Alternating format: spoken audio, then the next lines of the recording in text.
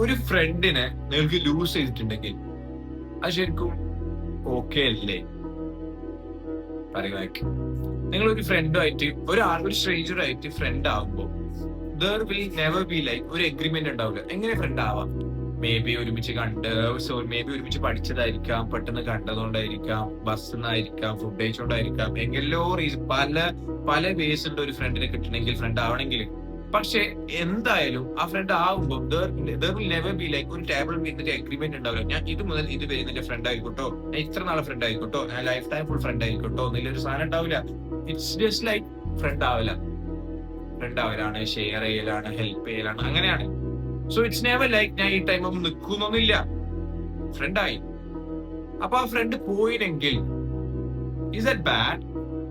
കാരണം ആ ഫ്രണ്ട് പോയി, ആ ഫ്രണ്ടിനെ ലൂസ് ചെയ്തില്ലെങ്കിൽ ആ ഫ്രണ്ടിനെ നിങ്ങൾ ശരിക്കും ലൂസ് ചെയ്യാണോ ചെയ്യുന്നത്, അല്ലെങ്കിൽ ആ ഫ്രണ്ട്ഷിപ്പ് കംപ്ലീറ്റ് ആവാണോ ചെയ്യുന്നത്? ഒരു 2 മണിക്കൂർ ഫിലിം, 2 മണിക്കൂറായി, അതിന്റെ 2 മണിക്കൂറായ ഫിലിം തീർന്നില്ലെങ്കിൽ നിങ്ങൾ എന്താ പറയാ?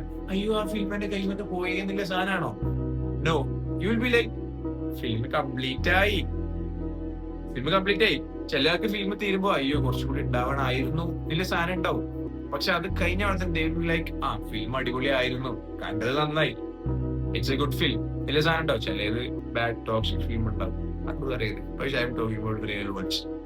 അപ്പോ you will like ah it's a good film. Complete ആയാലും അധികം ആൾക്കാർ like ah it's a good film, it's complete, അത്രയേ ഉള്ളൂ. സോ നിങ്ങൾക്ക്